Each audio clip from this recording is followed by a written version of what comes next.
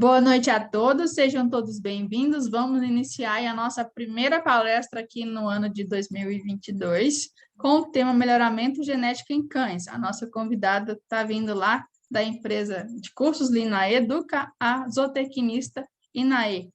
Inaê, passa a palavra para vocês e desejo a todos uma excelente palestra. Obrigado, Rafa. Obrigado, galera, pela presença aí. Plena segundona, assistir uma palestra de melhoramento, tem que querer muito, né?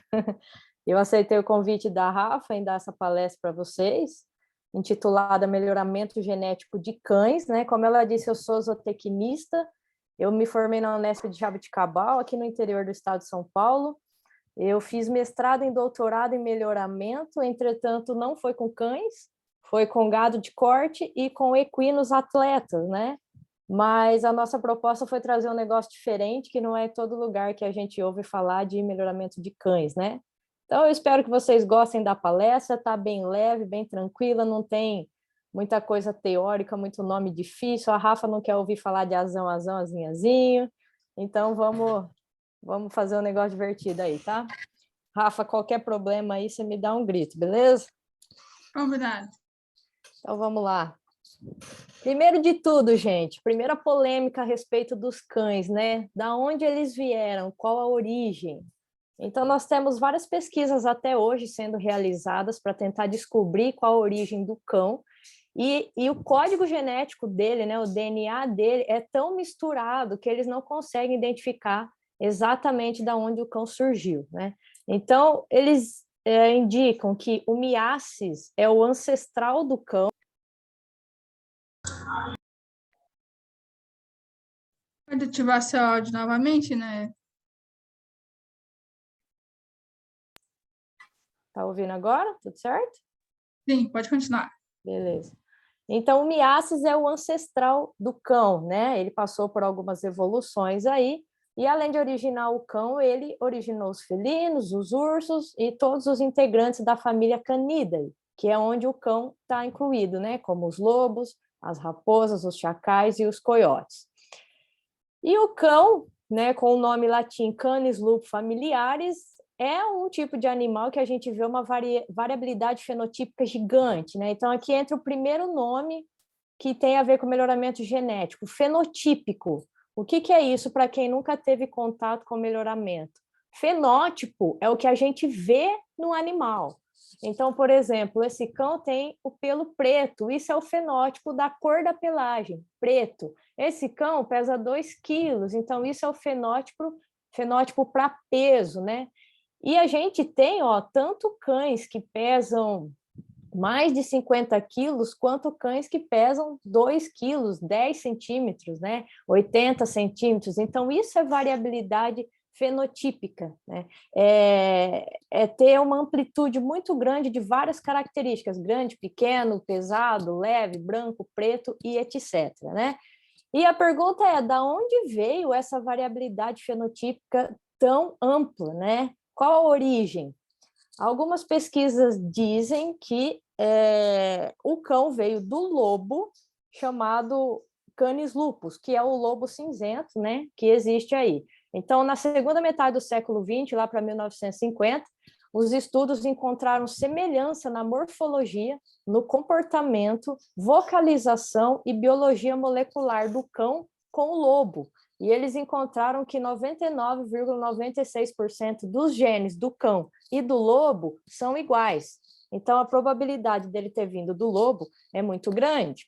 E estudos mais recentes de biologia molecular, estudando o DNA mitocondrial, que está dentro da mitocôndria, que é mais difícil de se degradar, tanto de lobo quanto de coiotes e de cães, mostraram algumas diferenças entre esses animais. Então, eles acham que os cães vêm de mais de 100 mil anos atrás, né? Bem mais antigamente lá, uma linhagem que já divergiu do lobo lá naquela época. Registros arqueológicos foram encontrados recentemente, lá no Oriente Médio, esqueletos de cães enterrados com seres humanos, e de lá eles estimaram que o cão veio aí de 14 a 20 mil anos e que ele se originou lá no Oriente Médio, né?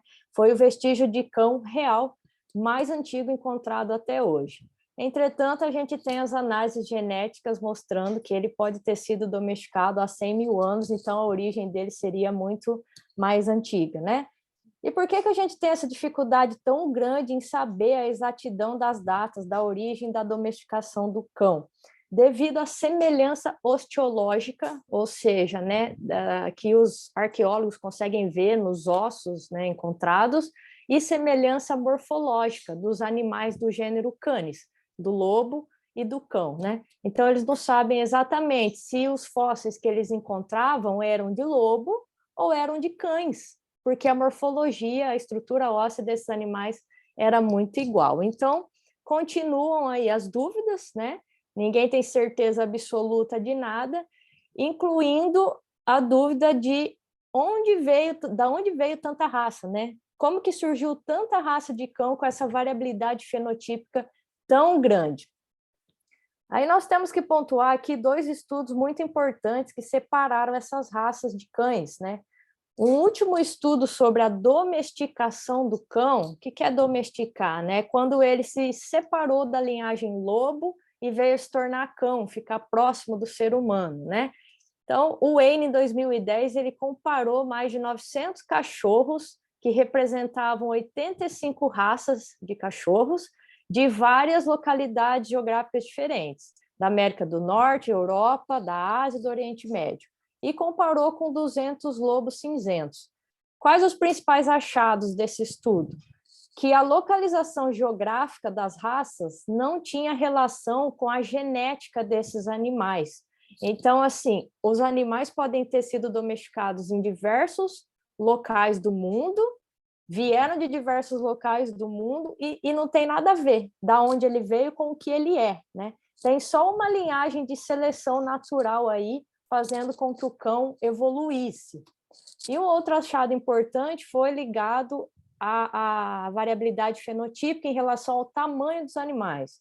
Então, um único gene, que é o IGF-1, que está ligado com o crescimento dos animais, é responsável por 50% da variação de tamanho.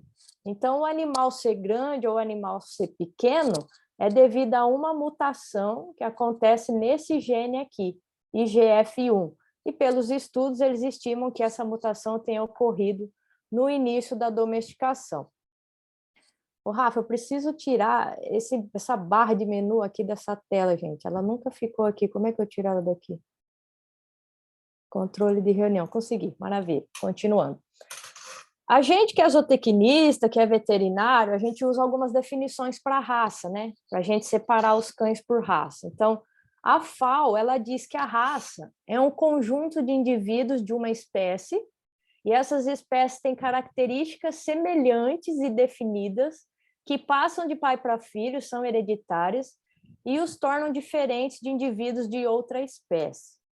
Nós, como zootecnistas e veterinários, utilizamos a raça zootécnica nos nossos estudos, né? Que são animais que vivem num ambiente em comum, então numa área geográfica em comum, que possuem características em comum e estão agrupados por aptidão.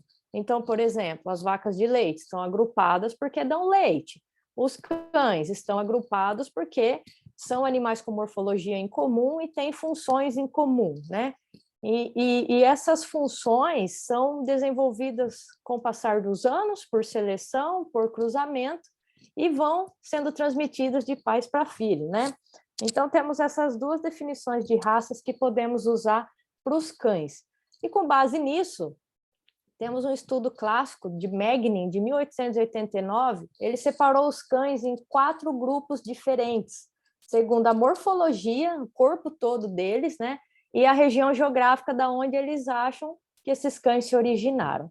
Depois veio o Dennis, um estudo de 2007, aqui, ó, muito fácil de ler em português, falando que os cães são originários de vários centros de domesticação, tá? Então, vou mostrar para vocês agora os 4 grupos que o Magni usou para separar os cães, tá?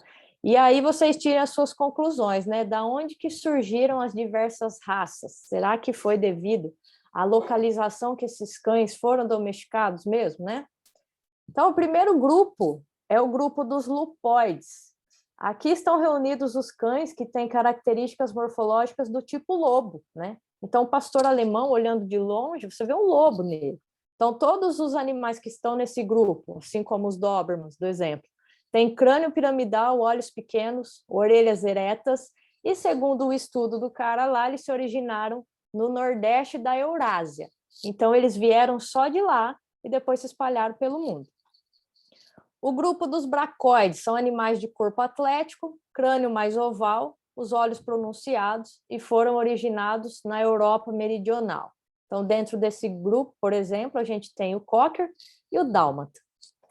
Depois, o grupo dos moloides, são animais maiores, então tem a cabeça bem grande, o crânio redondo, a ossatura é muito forte, grande massa muscular, peito largo e profundo, porque eles vieram de regiões de montanha, lá da Eurásia, como o dog alemão e o mastiff inglês.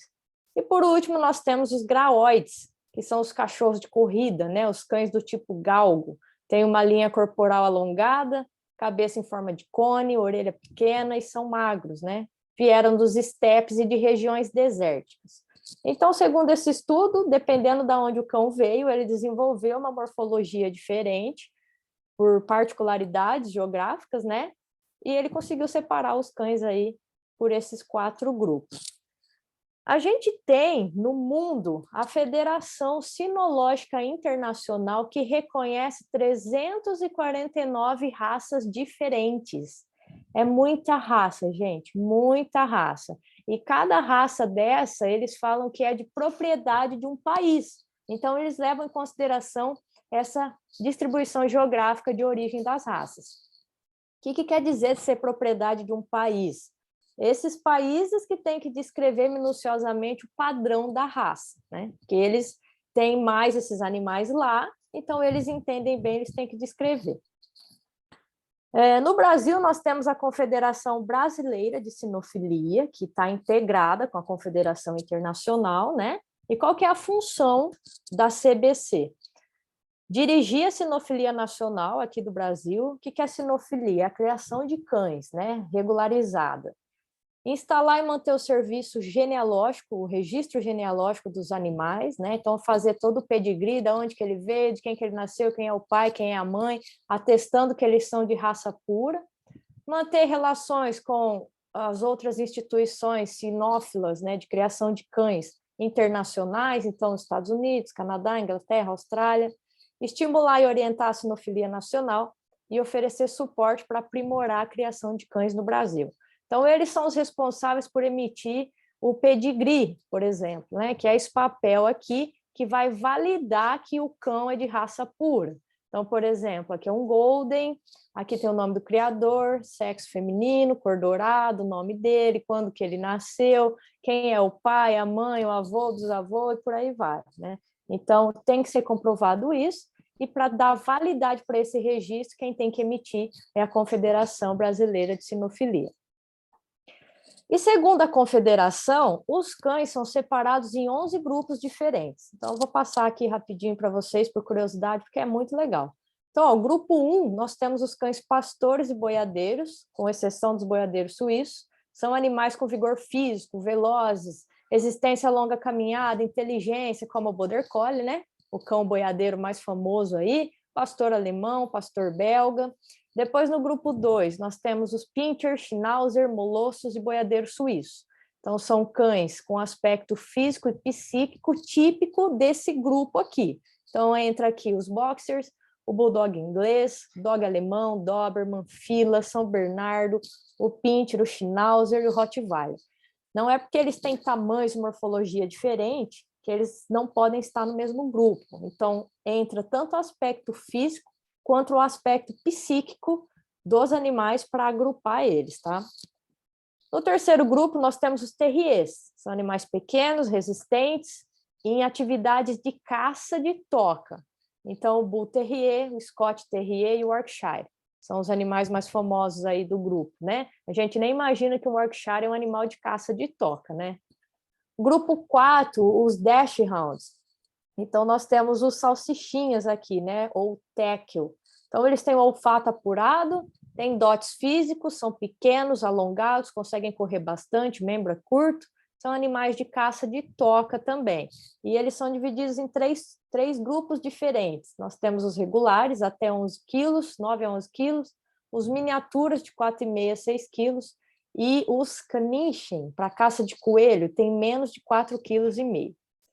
Depois o grupo 5 são os spitz e cães do tipo primitivo, são animais de pelagem dupla, orelha triangular, rabo pontudo, que se parecem com lobos. Então nós temos aqui o chow-chow, o akita, o husky siberiano, o samoyeda. Grupo 6, sabujos e rastreadores, são animais resistentes, com olfato muito bom, que são animais de perseguição, né? Para trabalho coletivo. Então, nós temos os Basset Hound, Dálmata e o Beagle. Grupo 7 são cães de aponte. O que é isso? Eles auxiliam as pessoas na caça moderna, na caça com arma de fogo. Ele vai rastrear a presa, então ele tem um olfato bom, ele vai parar e apontar aonde a presa está, né? Então, por exemplo, nós temos aqui os Weimaraner e o perdigueiro português.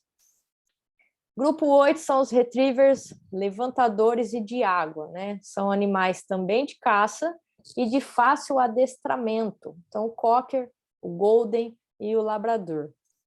Grupo 9 são os cães de companhia, são os cães que ficam mais tempo próximo do ser humano, que gostam de brincadeira, que são amorosos, que precisam de interação. Então, temos o Boston Terrier, Bulldog francês, Chihuahua, Lhasa, Poodle, Pug e o Shih Tzu. No grupo 10, os galgos e lebreiros são aqueles finos, né, que são chiques, elegantes, são animais altos, têm visão muito boa, correm muito, então são utilizados para caça e corrida.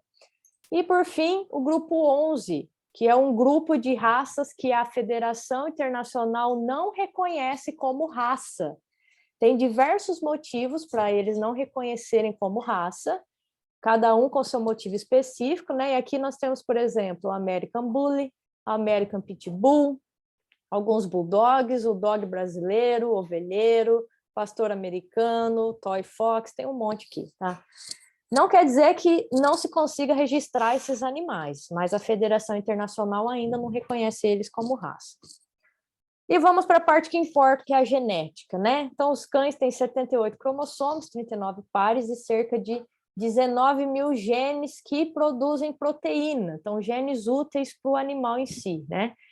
As análises do DNA dos cães, para que ela pode ser utilizada, né? Analisando todo o genoma dele.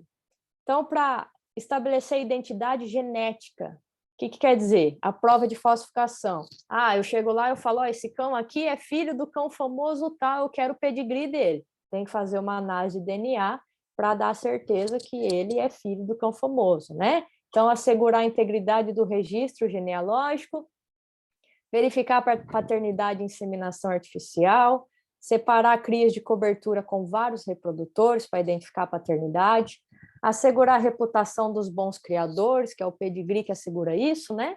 Estudos de evolução e estudos de doenças geneticamente herdadas também, que nós vamos falar um pouquinho. Então, bora para o melhoramento genético propriamente dito, né? O que a gente vai selecionar em cães? Qual é o objetivo de seleção? Por que tem melhoramento genético para cão? Se ele não produz nada, não produz leite, não produz ovos, não produz carne, né? Então, geralmente, o melhoramento para cão, gente, é feito ou para conformação e beleza, ou para doenças, principalmente as hereditárias, né? Falando de DNA, o temperamento dos animais ou a reprodução. Então, primeiro a gente tem que escolher o objetivo e depois fazer o melhoramento em cima disso. Então, se o objetivo for características reprodutivas, quais são os critérios de seleção? O que eu posso avaliar nos cães para melhorar a reprodução? Então, primeiro de tudo, fertilidade, né? Taxa de fertilidade, o quão fértil é o animal. Então, por exemplo, fêmeas que não entram no cio, fêmeas que retornam ao cio, entram no cio, mas não acontece a concepção, no emprenho, né? É um tipo de fêmea que a gente precisa descartar. Então, tem que fazer o melhoramento em cima da fertilidade desses animais. Para o macho, a qualidade do sêmen analisado, né, em microscópio, tudo bonitinho. Taxa de sobrevivência dos nascidos vivos, né, dos filhotes. Tamanho da ninhada. Habilidade materna, o que que é isso? É a capacidade da fêmea cuidar muito bem do filhote, não é uma fêmea que abandona, que não deixa o filhote mamar, ou que mata o filhote, né? Tudo isso é avaliado para escolher a melhor fêmea, o melhor macho para reprodução, para produzir animais. E tem mais um monte de características, de taxas que são calculadas para o melhoramento genético de características reprodutivas, né? Aí são só alguns exemplos. Então, a gente tem que analisar o desempenho de cada animal ao longo do tempo e ir selecionando os melhores e descartando os piores em relação a essas características aqui que a gente está avaliando. Temperamento agora. Qual que é a importância do temperamento para cão? Para que ele vai ser usado? Ele vai ser um cão pastor? Ele vai ser um cão de caça? Um cão militar, um cão policial, um cão guia para cego, um cão para pessoas com deficiência, um cão de companhia. Então, é para isso que a gente avalia o temperamento. A gente tem que saber qual é o objetivo do cão. E tem tanta coisa que a gente nem imagina. Por exemplo, o cão guia. Esse todo mundo já viu, né? É um cão para ajudar pessoas com deficiência visual. Cão ouvinte, ele indica onde está a fonte sonora para pessoas com deficiência auditiva. Cão de alerta médico, ele consegue prever crise para diabético e pessoas com convulsão. O cão de serviço ajuda pessoas com deficiências motoras, cão terapeuta para pessoas trazer benefícios para pessoas, para a saúde física, mental e emocional de pacientes que estão em hospital, que estão em asilo, que precisam se distrair, precisam ser aliviados, então esses animais são levados até eles. Cão para PCD, pessoas com necessidade especial ligada à mobilidade, então as pessoas em cadeira de roda, ou pessoas que conseguem se movimentar normal, mas tem alguma mobilidade de braços ou pernas reduzidos, então tem cães para ajudar eles também. Cão de resposta para convulsão, então essa pessoa está tendo uma convulsão, o cão ajuda ele durante o processo de convulsão ou depois, né? Ou ele vai buscar alguém para ajudar essa pessoa, ou ele mesmo consegue fazer uma massagem cardíaca na pessoa que está com convulsão. Cão de alerta de alergia, e pelo faro ele reconhece alimentos que têm glúten, que tem amendoim, que tem alguma coisa que o tutor não pode comer para evitar a crise alérgica. Cão de serviço militar, né? Então, para ajudar as pessoas que foram para a guerra, que voltaram com deficiência ou com trauma pós-guerra, então esse cão é meio que terapeuta também, né? O cão policial aí, para trabalhar na polícia, nas Forças Armadas, a serviço público. E o cão de apoio emocional. Então, para quem tem ataque de pânico, estresse pós-traumático, depressão, autismo, tem o cão lá para ajudar esse tipo de pessoa. Então, olha quantos tipos de cães de assistência a gente tem. E onde que entra o melhoramento nisso? Avaliando o temperamento do cão, né? Então, qual cão serve para qual tipo de assistência? É isso que a gente tem que ver. Então, nós temos que ver o fenótipo temperamento, dar um jeito de medir o temperamento desses animais. O problema é que quem está medindo é um sujeito, e cada sujeito mede de um jeito, e ele tem que transformar essa medida em números para a análise estatística do melhoramento poder funcionar, né? Então, se é uma instituição só que está fazendo essa análise desse temperamento, o ideal é que seja sempre essa pessoa para todos os animais, para a gente não ter muito erro durante essa análise, né? O bom é que essa questão de comportamento e temperamento animal é herdável, né? Então, as herdabilidades aí variam de 0,10 a 0,65. O que é herdabilidade para quem nunca teve contato com o melhoramento? É uma medida que indica, falando assim, a grosso modo, né? Se a característica pode ser usada para seleção ou não. Se vai mudar alguma coisa na próxima geração, eu fazer seleção para temperamento. Então, nesse caso aqui, a resposta é sim, porque as herdabilidades são positivas, né? E temos influências aí adquiridas no animal ou ambientais que podem interferir no temperamento que ele apresenta. Então, olha como exemplo o que a gente consegue medir. Medir o nervosismo do animal, isso aqui são os valores de herdabilidade, 0,58. Medir a desconfiança dele, o sucesso nos programas de treinamento, a treinabilidade do animal e a afabilidade, né? O animal afável. Então, quanto maior esse número aqui, quer dizer que mais resposta à seleção eu vou ter. Então, nesse caso, o nervosismo, se eu quero um cão manso e eu for selecionando os mais calmos ao longo do tempo, a minha resposta à seleção vai ser rápida ao longo do tempo, né? E o temperamento está muito ligado com a raça do animal. Então, por exemplo, aguçada capacidade de se concentrar em ovelhas ou gado. Quem que vai ser treinado para isso? O Border Collie, porque ele tem o temperamento próprio de concentração. Facilidade de aprender, treinabilidade. E seguir comandos do treinador, pastor alemão. Então, por isso que ele é um cão que super respeita as ordens dos policiais até o momento de atacar. Caçadores enérgicos, atraídos por animais pequenos, os terriers. Faro aguçado para rastrear uma presa, então os beagles, os basset, os fox. Então, cada raça tem o seu propósito por causa do temperamento, né? Então, olha que bacana aqui, o objetivo de seleção nesse caso. Cães que são utilizados nos batalhões, né? Na polícia militar e no exército, né? Então, nós temos aqui algumas raças específicas de cães que são treinados conforme o temperamento deles, para eles desempenharem aquelas funções. Então, no exército, nós temos pastor alemão, temos Doberman, Rottweiler, Labrador e pastor belga, né? Eles são treinados para quê? Para guarda pessoal, para guarda de instalações, para detectar entorpecente, explosivo, para garantir a lei e a ordem pública, para patrulhamento e para buscas em gerais, busca de droga, busca de cadáver, busca de corpo desaparecido, etc., né? Então, aqui, ó, tá pequenininho, mas estava falando aqui os méritos desses cães aqui do Exército Brasileiro, tudo que eles conseguiram encontrar com base no treinamento, no faro deles, né? E o que eles avaliam? Eles fazem melhoramento lá dentro do serviço militar. O que eles avaliam, por exemplo, nesses cães? Existem provas de teste comportamental, que está ligado com o temperamento deles, provas de aptidão física para o trabalho, porque eles têm que aguentar trabalhar, e provas de trabalho mesmo, para ver se eles têm a capacidade de executar a função. Então, eu trouxe alguns exemplos para vocês verem como eles conseguem medir isso no animal para fazer melhoramento. Então, ó, para teste comportamental, tem o teste de Campbell. Eles determinam a dominância em filhote que tem de 6 a 8 semanas. Então, eles já vão avaliar os animais jovens para não perder tempo com animais que não são bons para treinamento e descobrir isso só quando ele for velho, né? Então, eles vão avaliar o nível de atração social desses animais, a habilidade que eles têm de seguir, contenção e nível de dominância.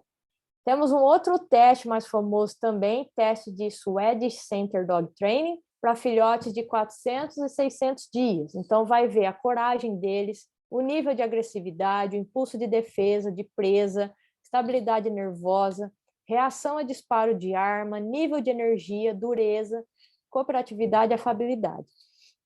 Então, assim, como eu falei antes, é uma pessoa para avaliar tudo isso, porque ela não pode cometer erros de avaliação, viés de avaliação, né? Ela vai separar em scores, por exemplo, um animal muito pouco reativo, score 0, animal extremamente reativo, score 5, e aí todos os outros animais ele vai avaliando com base nesses scores, para depois a gente conseguir fazer uma análise inteira, né?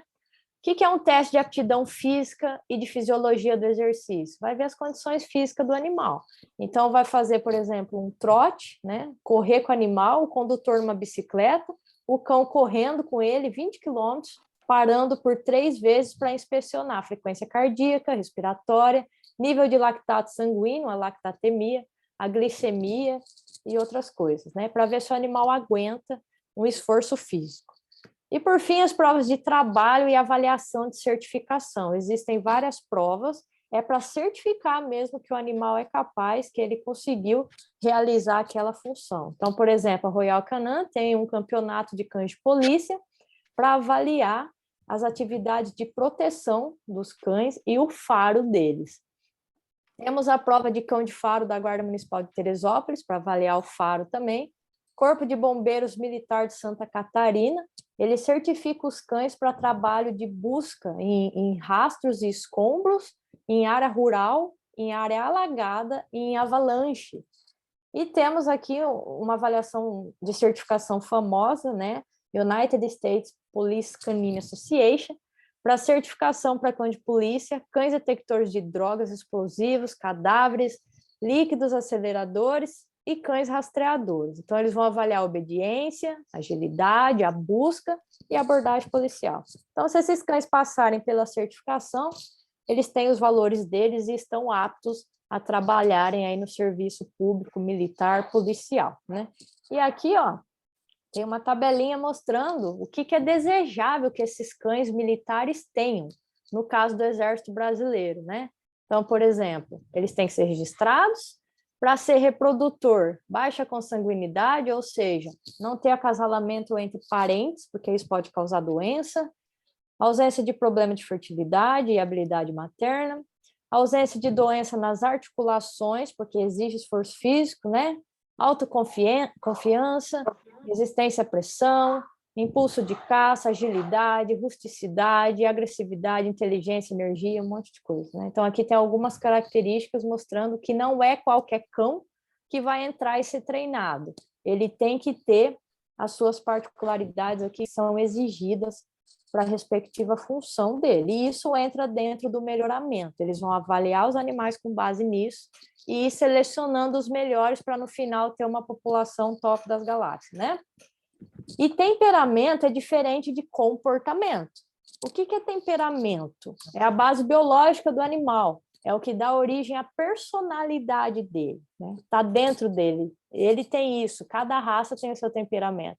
E com base nisso, cada um vai ter o seu comportamento, que é a forma que ele interage com as pessoas, com os animais que estão em volta dele, seja cão ou não, e com o meio ambiente, né? Então, o cão que está alerta, o cão que está brincando com a bolinha, o cão que está fazendo carinho no homem, isso é o comportamento.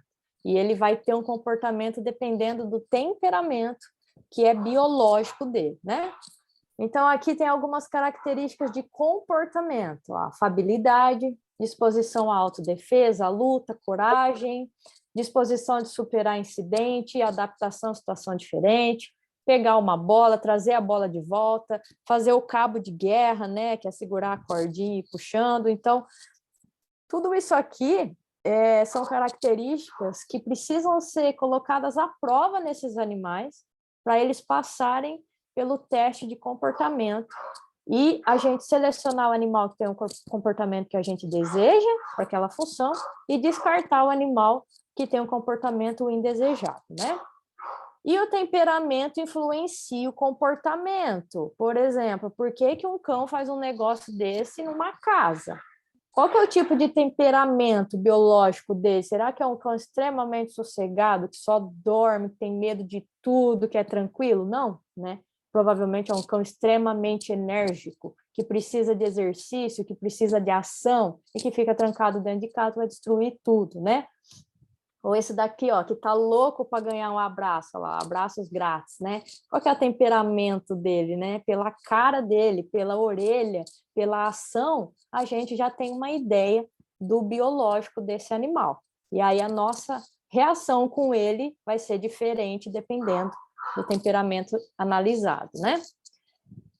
Então, partindo agora para a conformação, que é outro objetivo de seleção dentro do melhoramento genético, né? Então, é a gente fazer seleção para a estrutura do cão, para o desempenho funcional dele, a anatomia, a musculatura, as angulações e a ossatura.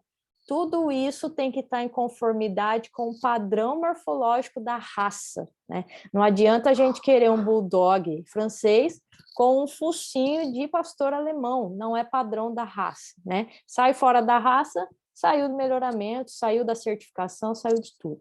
Então, esse daqui é o meu bulldog francês, é o Cartier.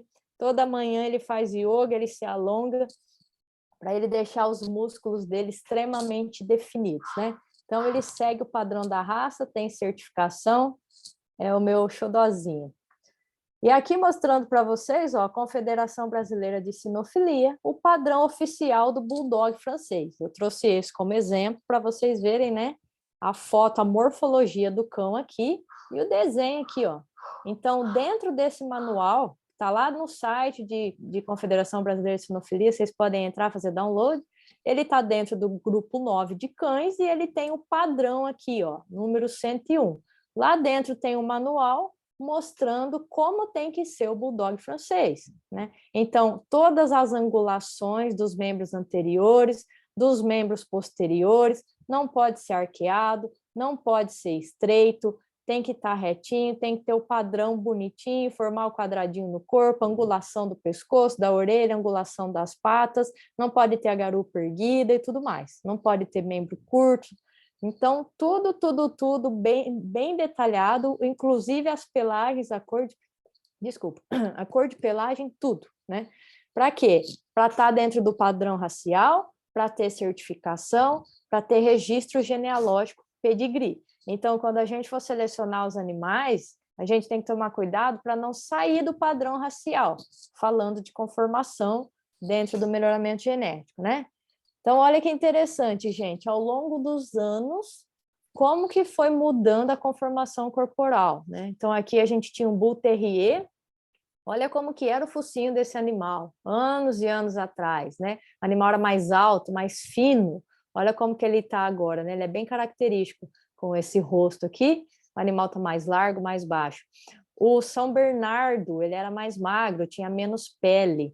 O Basset Hound também era bem diferente, era mais alto, né? Mais curto, a orelha era bem menor, e a forma que ele está agora.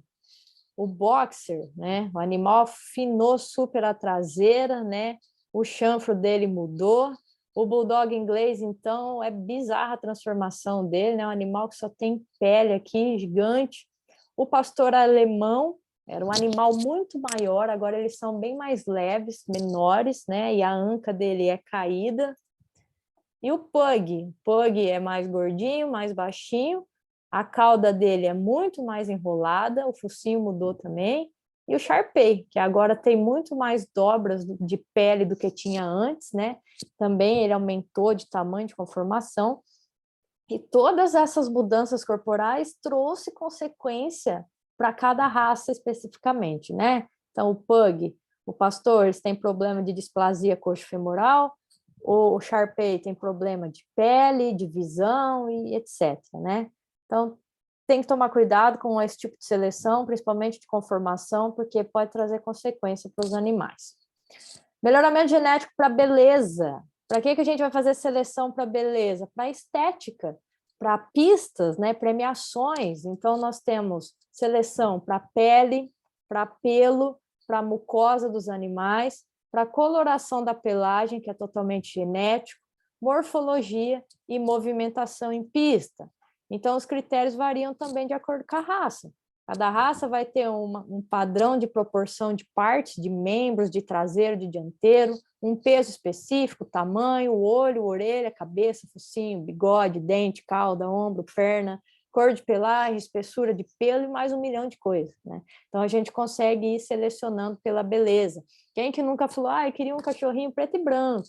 Então, é a beleza, né? Quem quer vender cachorro preto e branco vai fazer seleção para o animal vir com esses genes do preto e branco para poder vender os cães preto e branco, né? E os animais de exposição, né? Então, os atributos dizem respeito ao exterior deles e é a coisa mais importante na caracterização da raça no momento da exposição, para ganhar premiação ou não, né? E aqui dentro da beleza, vamos falar um pouquinho da genética das cores, que é muito interessante, e os labradores são aí a foto-revelação do momento, né? Por que que tem o labrador preto, o marrom e o creme, né? Então, são vários genes nos cães que estão ligados à coloração, cada um numa localização específica do cromossomo, e eles interagem um com o outro. Então, por isso que nós temos tanta variação de cores. Falando aqui dos labradores, né? O labrador preto e todos os outros cães pretos tem um pigmento específico produzido nos animais chamado eumelanina, que é o pigmento preto, e existe um outro gene que interage com esse pigmento preto, diluindo ele, produzindo diversos outros tons de preto, né? No caso dos labradores, a gente tem o labrador marrom, que é uma diluição do gene preto. Os animais cinza ou azulados, não é porque o animal tem um pigmento cinza, é uma diluição da cor preta que chega no tom cinza, né? E temos também o Isabela, que é o marrom pálido, recebe o nome de Isabela. O gene para coloração preta, ele colore tanto os pelos quanto o nariz e a íris dos animais. E nós temos um outro pigmento, que é o pigmento vermelho, chamado feomelanina. Esse pigmento ele não é diluído e ele é produzido só no pelo. Como que eu tenho vários tons de vermelho, então? É pela intensidade de produção do pigmento. Então, eu posso ter vermelho escuro, muito pigmento produzido, né, muita intensidade, até o creme claro, que é o menos intensidade de feomelanina, e passando pelo dourado, amarelo, laranja e etc, né?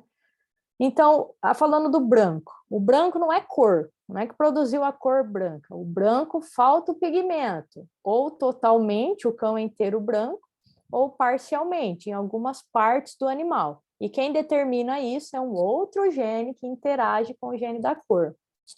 E nós temos o animal albino. Aqui não é falta do pigmento, né? É uma condição hereditária recessiva, ou seja, o animal nasce albino, né? Então não tem pigmento nenhum, não é produzido nada, nem nos olhos, nem nos pelos e nem na pele, né? Então o cão que é branco, ó, ele tem 0 pigmento produzido, mas ele tinha capacidade de produzir.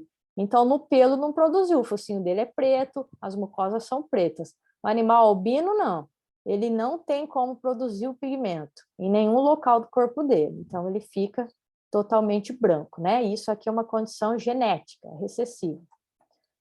Então, gente, são 10 genes diferentes para dar cor para os cães. Então, imagina fazer seleção para beleza em cães com 10 genes dando cor. E cada um desses genes tem um número diferente de alelos, atrapalhando tudo isso, que são os polialelos, polialelia, né?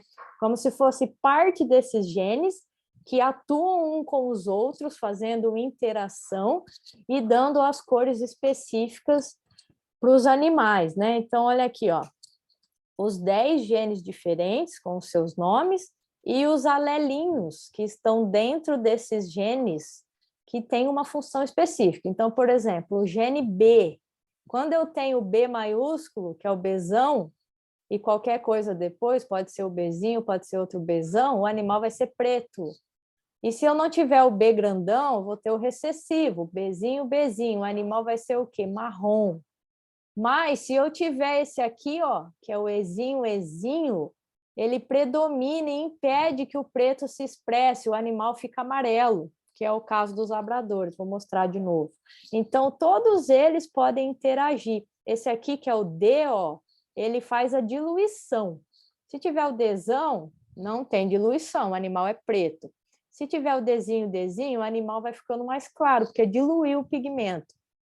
Então, a gente tem que avaliar o DNA inteiro do animal para ver qual gene ele tem, qual alelo ele tem funcionando nele, para descobrir qual a cor que ele vai ser. Então, por exemplo, no caso do labrador, as 3 cores de labrador, né? Tem um processo chamado epistasia, que é essa interação de genes em locais diferentes, né? Então, nós temos o cão preto porque ele tem o Bzão aqui, ó. O Bzão não é o preto? O labrador é preto, o focinho é preto. Quando eu tenho o Bzão, é tão preto que até o focinho dele fica preto.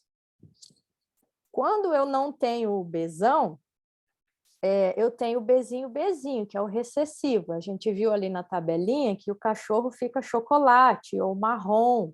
E se eu não tenho o Bzão, o focinho dele não fica preto, ó, ficou marrom, né? Como que vem o amarelo? Quando tem o Ezinho, Ezinho, recessivo do E, os dois juntos, porque é uma epistasia dupla, preciso dos 2 Ezinhos juntos para inibir a cor preta ou marrom. Aí vai vir a cor amarela. Quem dá a cor amarela? O Ezinho, Ezinho. Ele é fodão, ele vai lá e manda em todo mundo. E aí o labrador vem amarelo. E por que que esse aqui é amarelo de focinho preto? Porque ele tem o Bzão. Só que o Ezinho não deixa o preto ir para o pelo, mas o preto fica no focinho. E esse caso aqui, que ele é amarelo, mas ele não tem o focinho preto, é porque não tem Bzão. Esse aqui é o chamado labrador Dudley. É o labrador amarelo, que tem mucosa, narinas e coxins rosados. Então, ele é totalmente recessivo. Bezinho, bezinho, não tem focinho preto, nem cor preta, porque o ezinho está dominando, ele é todo amarelo, tá? A gente tem que tomar cuidado com esse tipo de labrador, porque ele pode ter problema de pele, problema de queimadura, se ele ficar muito exposto ao sol, né? Porque não tem pigmentação. É diferente do cão labrador, que nasceu com focinho preto, ficou com focinho claro ao longo dos anos, né? Aí é porque os melanócitos vão parando de produzir pigmento, vai mudando a coloração do focinho do cão.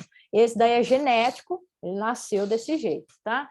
E aí a gente tem uma infinidade de cores e de distribuição das cores, né? Então pode ser manchinha, pode ser uma parte inteira do corpo, pode ser tudo pintado assim, inteiro branco, inteiro preto, azul, cor de uma cor, olho de outra, porque nós temos essa combinação de genes trabalhando juntos, né? E temos o famoso Merle, não sei se vocês já ouviram falar, mas está ligado com cor e com genética. E alguns canis já pararam de produzir o cão Merle, alguns locais não registram mais o cão Merle, porque o animal pode nascer doente. Então, o que é o Merle? É um gene também, o gene M, que está ligado com a distribuição do pigmento preto. Ele distribui de cor aleatória no animal, então ele fica com os pelos mais escuros, umas manchinhas. Isso aqui é o cão de cor Merle, né? Então, é um cão saudável, com a coloração linda lá, quando ele é heterozigoto. Ele tem um gene maiúsculo, que é o dominante, o emão, e tem um gene minúsculo, recessivo, o eminho, tá? Então, é o cão Merle. O problema é quando a gente vê que o cão é Merle, é bonito e quer produzir mais filhos Merle, pega lá um macho, uma fêmea Merle e cruza eles entre si. A gente não sabe se o animal tem um emão-eminho, ou se o animal tem só um emão-emão, que é um duplo Merle, a gente não sabe. Se a gente cruza um heterozigoto sem fazer uma análise de DNA, a gente pode produzir o duplo Merle, que é esse aqui, ó, emão-emão. O duplo Merle é esse animal aqui, ó.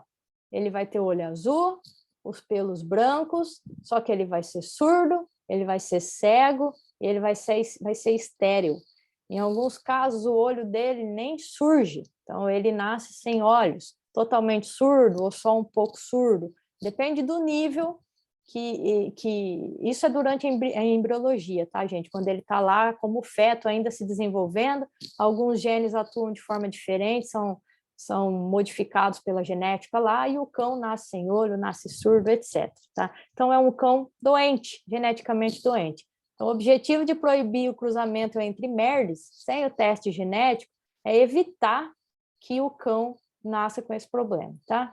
E o recessivo é um cão normal, com coloração diferente, não Merle, não tem essas manchas, né? Então, ele vai nascer com um padrão de cor lá, que ele vai ter dos outros genes. Então, o ideal é para ter o cão com a coloração Merle, é tomar cuidado para não cruzar Merle heterozigoto e produzir o duplo Merle aqui. Então, não pode cruzar heterozigoto com heterozigoto.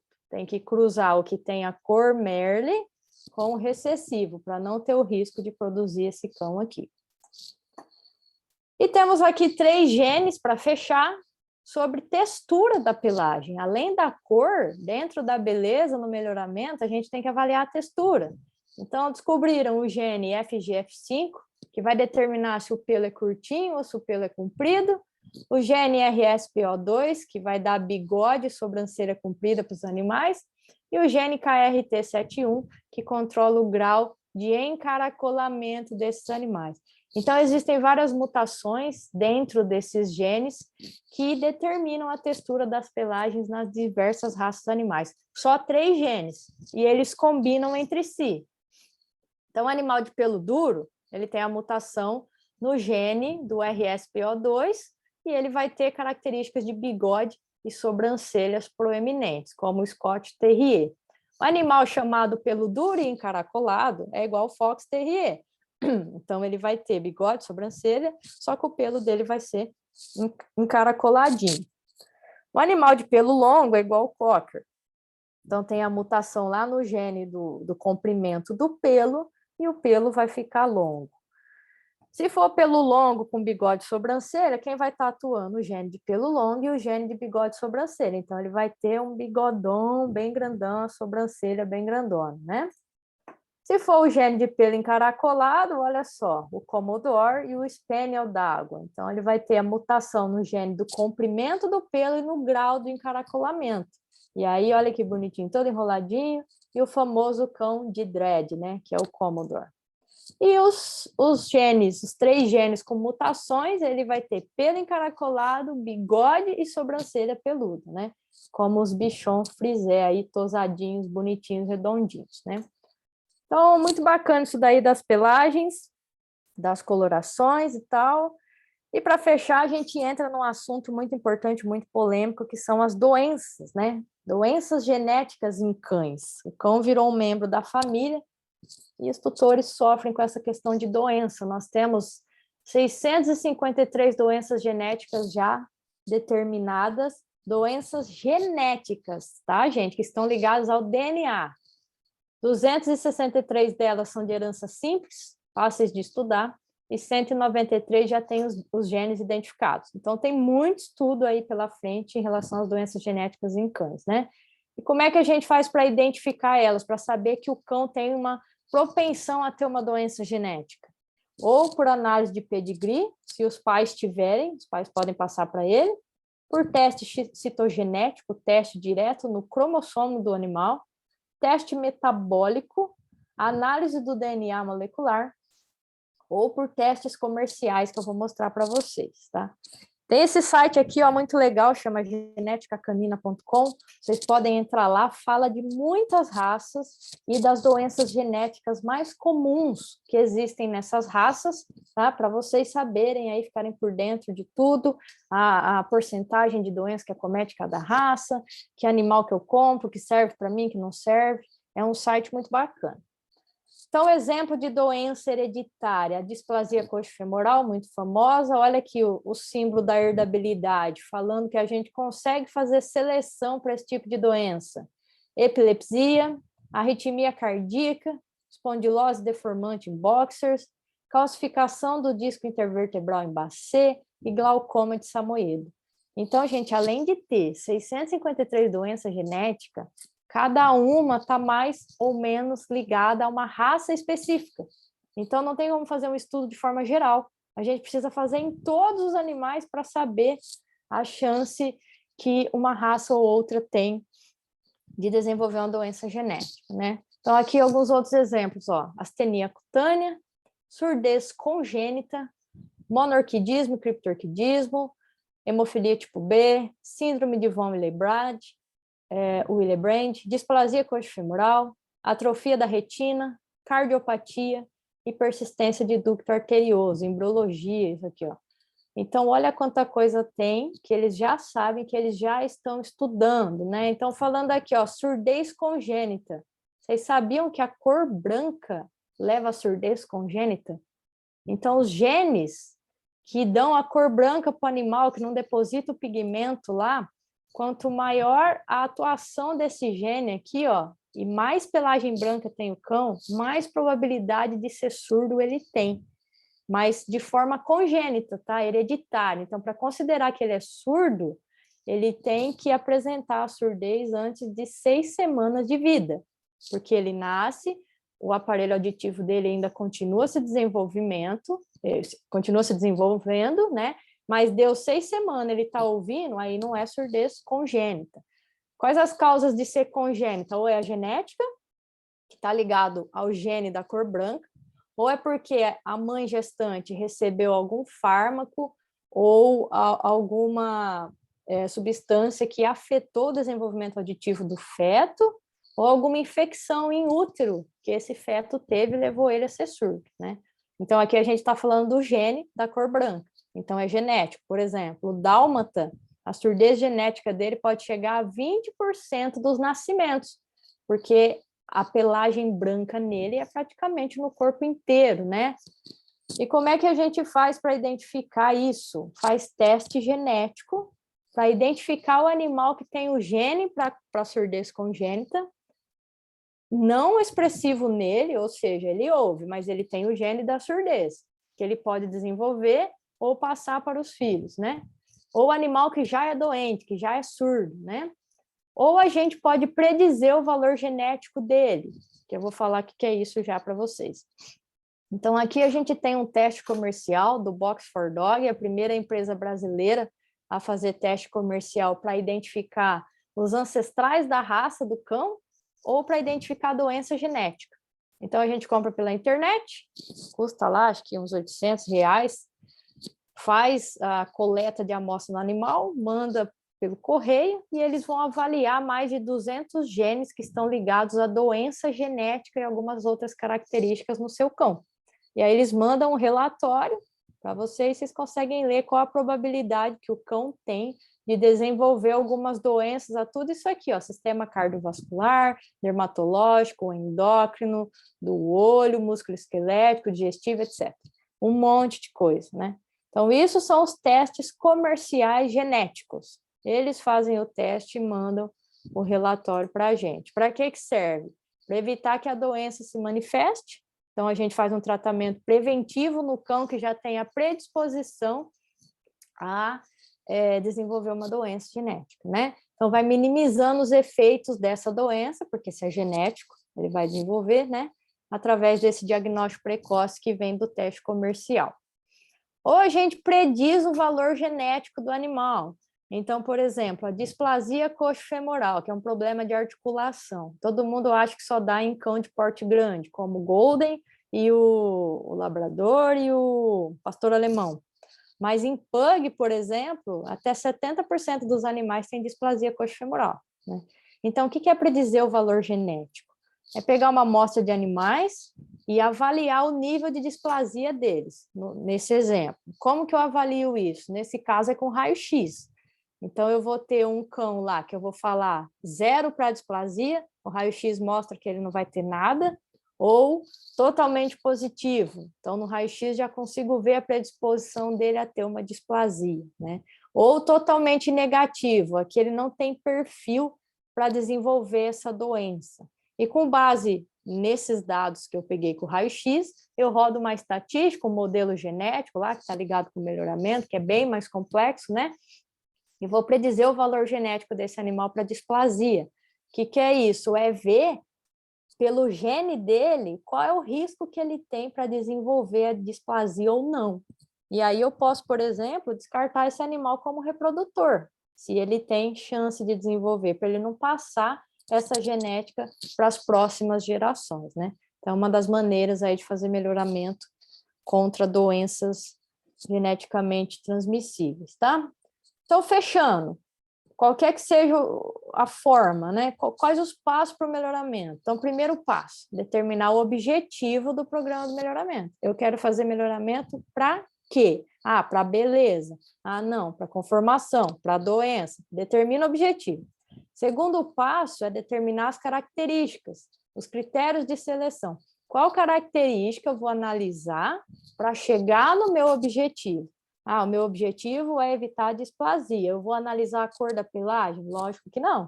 Eu vou analisar o raio-x dos animais. Então, as características que não têm interesse, eu vou ignorar, né? Terceiro passo, medir essas características por um profissional experiente.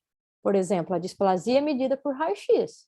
O temperamento é medido lá por vários testes. Então, alguém tem que saber medir essas características. Quarto passo, identificar os genes que atuam nessas características. Eu preciso saber se vale a pena, se elas têm herdabilidade, ou seja, se eu vou conseguir selecionar elas. E se elas têm correlação genética, por exemplo, o gene da cor branca está ligado com a audição, então tem uma correlação ali. Eu preciso saber todas as correlações para eu não melhorar uma característica e piorar outra. Eu tenho que entender todas que estão ligadas umas com as outras. E o quinto passo é estabelecer estratégia de criação. Como que eu vou fazer seleção? Como que eu vou fazer cruzamento? Mas a gente só toma esse quinto passo depois que a gente tem tudo isso aqui. Todas as análises realizadas, todos os fenótipos descritos, para a gente falar, esse animal vai cruzar com esse, porque eu vou chegar no meu objetivo, né? Então, a seleção vai definir se o meu animal é um bom animal e eu vou escolher ele para produzir filhos para a próxima geração, que vai nascer muito melhor do que essa, né? Então, qual animal eu vou escolher? Depende do meu objetivo, depende do que eu avaliei e dos resultados que eu tive. Aí eu escolho o animal, analisando as características de interesse que eu defini, eu identifico os genes que vão se expressar naquele animal e eu vejo as possibilidades de cruzamento que eu tenho agora para produzir a próxima geração, né? Em cães, basicamente, a gente divide os cruzamentos em 4. Então, são os inbreedings, que são as linhas de sangue muito fechadas, ou seja, os parentes, a consanguinidade. Então, eu cruzo pai e filho, eu cruzo irmãos completos, eu cruzo meio-irmãos. Para quê? Para exibir a característica desejável muito rápida e produzir ninhadas, filhotes uniformes, porque eles são parentes, eles vão ser muito próximos uns dos outros. Qual que é o problema disso? A consanguinidade. Posso potencializar falhas que esses animais tenham e eu posso fazer com que os genes recessivos se expressem, né? E a maioria é deletério, vai causar alguma doença, algum problema a esses animais. Então, eu sempre tenho que tomar cuidado com o nível de consanguinidade que eu estou trabalhando aqui nos cruzamentos dos meus animais. O line breeding é linha de sangue fechada, então também é entre animais aparentados, só que com menor grau de parentesco. Então, por exemplo, avós e netos, ou tios, sobrinhos e primos. Então, eu também consigo fixar características igual eu queria aqui, só que ao longo do tempo. Então, eu vou fazendo isso de geração para geração, né? Sem perder a expressão top do animal, que a gente chama de vigor genético, né? O máximo que ele consegue se expressar, e também sem causar tanta endogamia. Depois a gente tem o outcrossing, que é misturar linhas de sangue. Então, eu vou cruzar cães que são produtos do line breeding, mas de 2 linhas de sangue diferentes. Eles não têm parentesco. Então, tipo, o canil daqui com o canil dali. Produzem a mesma linhagem de cães, mas não são parentes, né? Então, eu vou causar um vigor híbrido grande, então o animal vai ser mais robusto, vai ser bem resistente, né? Só que eu não consigo fixar tantas características, que vão misturando as características. E eu tenho o outbreeding, que é o cruzamento entre cão sem nenhum parentesco, nem linhagem, nem nada, né? Cruza aí os mais extremos possíveis. Quais os cuidados que a gente tem que tomar no melhoramento, gente? Na seleção e no cruzamento. Então, as raças possuem padrão racial, a gente sabe disso. Então, por exemplo, um canil que produz bulldog francês, por exemplo, ele não quer que o animal saia do padrão da raça, porque a gente tem muitos tipos de variabilidade, né? Muita variabilidade fenotípica, muitos tipos de raças, e dentro da raça a gente tem linhagens diferentes. Então, nós temos diferenças entre animais que são da mesma raça, e o melhoramento pode potencializar isso, fazer com que o animal seja maior ou menor dentro da mesma raça, por exemplo. E a gente não quer, dependendo do caso, né?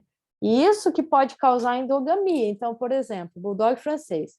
A gente pode produzir um bulldog pequenininho, fininho, menor de tamanho, menor de peso, ou a gente pode produzir um bulldog bruto, peito largo, amplo, maior, de 20 quilos, mais pesado, né? Então, ó, alturas diferentes na mesma idade.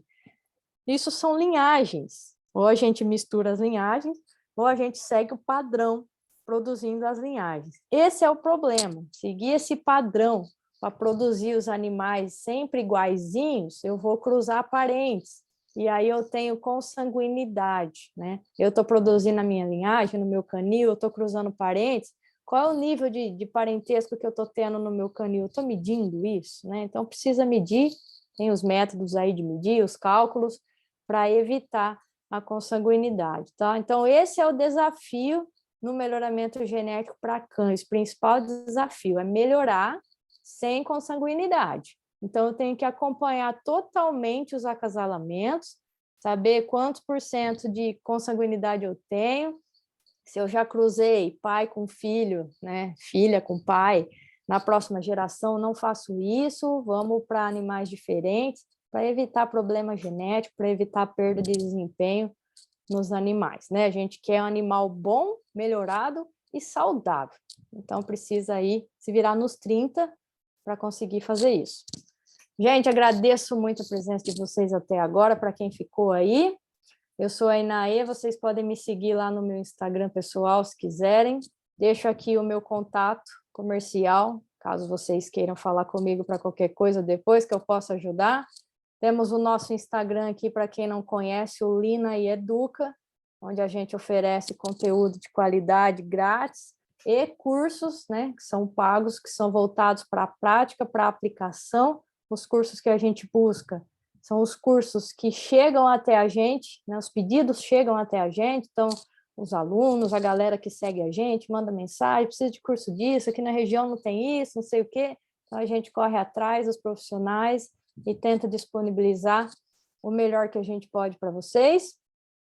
Inclusive, esse curso aqui em maio, eu já vou falar dele agora para não voltar e cortar a Rafa depois, ele vai acontecer em maio, curso de nutrição de cães e gatos, um curso mais completo que a gente deu até agora, de 27 horas aula de conteúdo, que vai acontecer ao longo de 3 finais de semana.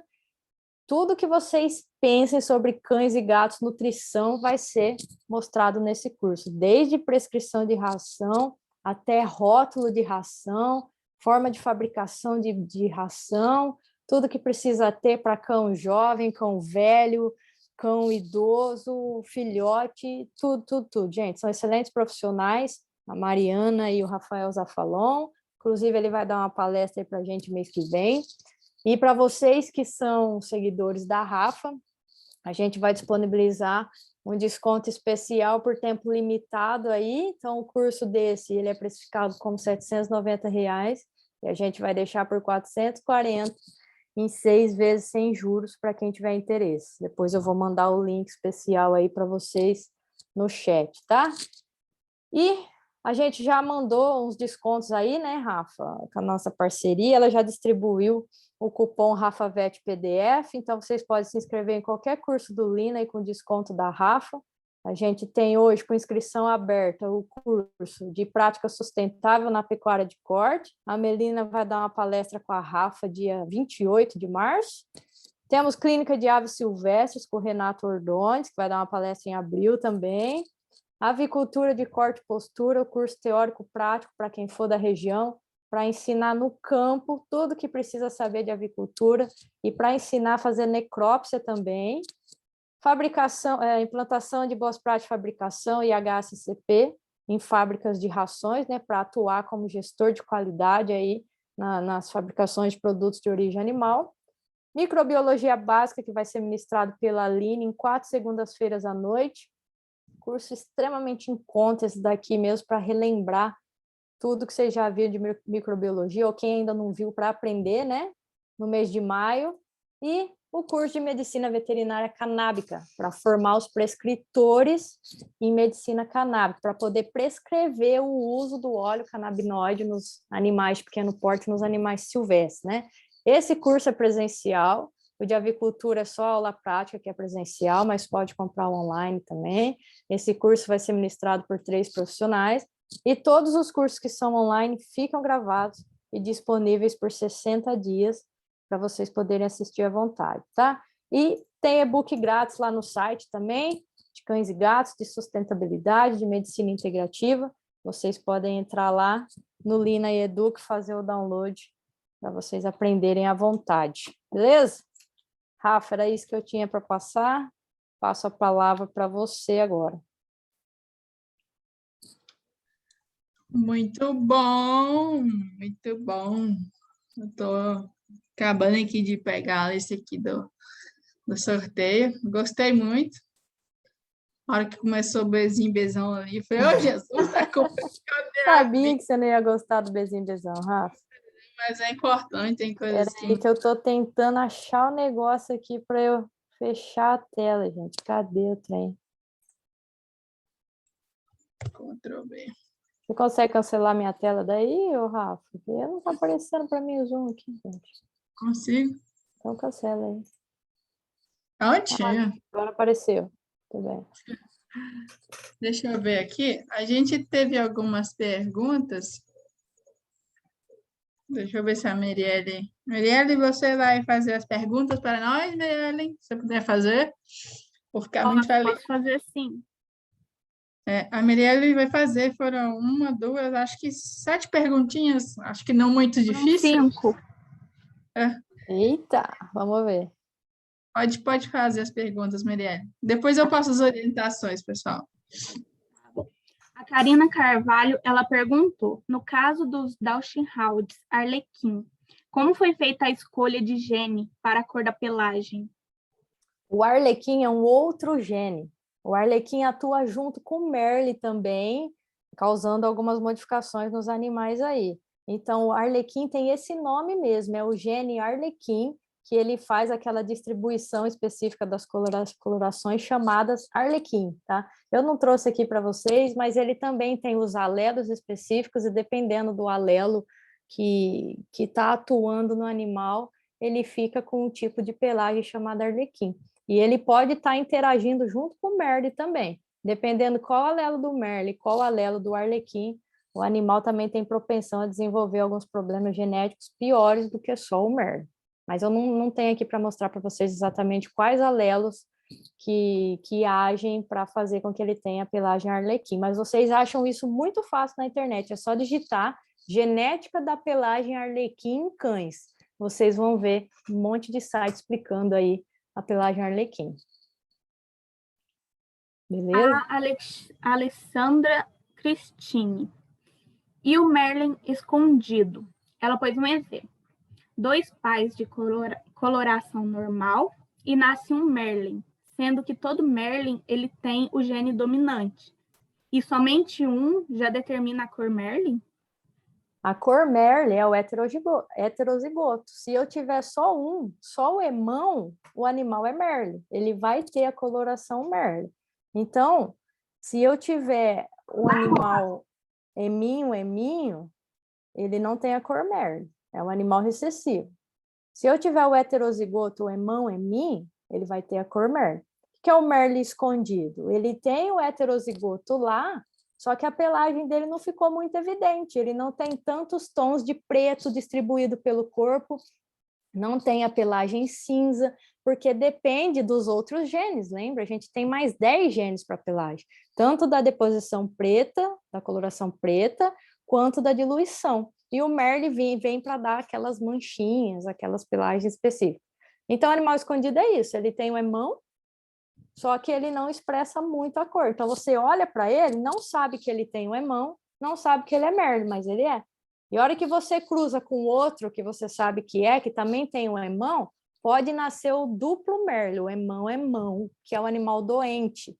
Então, esse que é o medo dos canis de ficar cruzando animal Merle, que eles não sabem que são heterozigoto, e produzir o duplo Merle que vai nascer doente. Então, o correto é fazer o teste genético para o gene Merle e saber se ele tem o alelo que dá a cor Merle lá, mesmo que ele não aparente tanto na pelagem dele, porque a pelagem pode enganar, né, gente? Nós não conseguimos ver o DNA dele só pelo fenótipo do animal, né? A gente tem que ler as letrinhas lá, que são os alelos dos genes da cor, certo? Espero que eu tenha respondido a pergunta dela. Espero que respondeu sim. A Carolyn Venceslau, acho que eu falei certo. Ela falou, meu cachorro nasceu preto com marrom escuro e depois ele mudou o pelo para um branco. Por que isso acontece? Melanócitos, para de produzir a melanina. Pode ter diversas causas, né? Inclusive o meio ambiente. Alguns cães mudam de coloração primeiro por causa da idade. Então, conforme ele vai ficando mais velho, a deposição de melanina vai mudando, porque é um processo natural do corpo, dos melanócitos, que são as células que produzem a coloração, né? E outros fatores também, como a genética, ou alguma mutação, ou alguma doença, ou radiação, ou ambiente, que vão interagindo ali com a deposição dos pigmentos e o animal vai mudando de cor. Agora, de preto para branco, é uma coisa muito extrema, assim, eu nunca vi, precisa saber exatamente o que pode ter acontecido com esse animal. Eu já vi até o cachorro ficar azulado, mas aí é a deposição lá, a diluição do gene. Mas para branco, gente, branco parou de depositar totalmente a melanina. Então, os melanócitos dele pararam totalmente de produzir. Igual o cabelo branco da gente. Por que fica branco? Parou de produzir melanina, né? Naquele folículo piloso. Então, o cão é a mesma coisa. Precisa descobrir se não é alguma doença, algum problema que ele teve que cancelou a produção de melanina nele. O vitiligo pega na pele também, né? Não é só no pelo. Então, precisaria ver a pelagem, a cor da epiderme do animal, né? Acho que é isso. O Gustavo perguntou, no caso da hereditariedade, é por isso que acontece a surdez em dálmatas? Sim, o dálmata tem muita pelagem branca, que é determinado pelo gene, né? Que vai dar a cor branca para ele, e ele vai nascer com uma propensão a ter surdez congênita. Não é que todos eles vão ter, que nem a gente viu na estatística, 20% tem chance de ter. Então, é um animal que a gente já sabe que a raça dele é predisposta a desenvolver surdez congênita. Então, ele tem grande chance, sim, de ser surdo, né? Às vezes não é 100% surdo, gente. Às vezes ele tem só uma surdez um pouco prejudicada, mas ele ouve. Tem vários graus aí de surdez que podem piorar com a idade, né? Então, tem alguns testes que os veterinários fazem aí de surdez. Independe da raça, gente. Perguntaram do poodle aí. Qualquer animal que tem muita coloração branca, como os poodles, que são totalmente brancos, eles têm chance também de desenvolver surdez. Eu falei dos dálmatas por causa da estatística dos 20%. Eu não sei qual é a porcentagem das outras raças, né? Mas todas elas com pelagem branca vão ser predispostos a ser um pouco ou totalmente surdos, geneticamente falando. Beleza? A Francileia Ribeiro, ela perguntou, os de pelagem preta têm mais predisposição a quê? Eu não li nada a respeito de pelagem preta com predisposição a alguma coisa, não. A única coisa que eu sei que está ligado com doença e cor é a do gene branco, tá? Agora, o vermelho e o preto e as outras diluições, eu não li nada ligado a respeito de doença hereditária. Precisaria fazer uma pesquisa mais profunda, mas eu acho que se tivesse, já teria nos artigos científicos que foram publicados aí. O que é estudado mesmo é o branco, né? Tem um monte de gente falando aí que teve cachorro branco surdo aí, então é o branco mesmo, beleza? E a Tainá, ela perguntou, o que é indicado quando ocorre o nascimento de um Merlin duplo? Então, tem que cuidar dele, porque ele vai ter níveis diferentes de problema também, né? Pode ser que ele tenha o olho, que ele enxergue pouco, pode ser que ele seja cego. O que é certeza que você tem que fazer? Não reproduzir esse animal, porque ele não pode passar esse gene para frente, né? Então, provavelmente ele nem vai conseguir ser reproduzido, porque a maioria é estéril, né? Então, o certo é ver quem são os pais desse animal e não cruzar mais eles, porque eles são heterozigotos e eles produziram duplo Merle. Então, não pode mais cruzar esse casal de Merle para ele não produzir de novo outro cão duplo Merle doente, porque faz mal para o animal, né, gente? Prejudica totalmente o animal. Expectativa de vida depende muito. Tem animal que nasce sem olho, com fenda faríngea lá dentro da face dele, não se desenvolveu, não separou a respiração da deglutição, o animal morre em poucos dias, né? Então, depende do que aquilo está causando no animal. Se for só um animal surdo e cego, ele vai viver normal, surdo e cego, né? Depende do nível que o Merle afetou o desenvolvimento embrionário dele, que isso está ligado com ele sendo desenvolvido lá no útero, beleza? A Tainá perguntou aqui de novo. Eu tenho um cão que troca de pelo, que nem raposa. No verão ele fica mais marrom e no inverno o pelo dele fica mais cinza e preto. Isso é determinado por um gene específico? É o gene de diluição, né, que está atuando ali na deposição do pigmento preto e na intensidade do vermelho, e ele está sendo afetado pelo meio ambiente. A gente tem que saber que em genética e melhoramento, tudo que a gente vê no animal, em todas as coisas, está ligado o genótipo com o ambiente. Então, o que a gente vê, o fenótipo, é a interação do DNA com o ambiente. E o que é um ambiente? Não é só o sol, a chuva, o frio, o calor, é tudo. É a alimentação, o estresse, a radiação, a temperatura extrema muda a coloração do animal também, muito quente, muito frio. Então, o fisiológico dele, o organismo dele, está respondendo com essas ações que o ambiente traz para ele. Pode responder aí na mudança de coloração, igual eu falei com a idade, o animal fica mais velho, ele vai mudar. As aves, na primeira muda de pena delas, elas mudam de cor, aí que a gente determina se ela é macho, se ela é fêmea. Então, é o ambiente agindo ali no DNA, se expressando de formas diferentes, como nesse caso, a coloração. Então, é por isso que ele vai mudando de cor aí. A Kelly, ela perguntou, ela tem uma Dachshund preta que cruzou com um dourado. Aí tiveram filhotes diferentes. Aí ela está perguntando se é comum. Um nasceu com pelagem da mãe, com pelagem do pai, os outros brancos, gente, é super comum, depende da raça e de qual alelo que está atuando. Então, são 10 genes. Um vai dar o animal tigrado, que é aquele com rajadinha, um vai dar o animal com bolinha, um deixa o animal mais preto, o outro mais branco. A questão do olho, coloração do olho, também é a deposição de pigmento. Então, se tem muita deposição de pigmento, o animal fica com o olho preto. Se tem menos deposição, ele fica com o olho claro, azul ou esverdeado, né?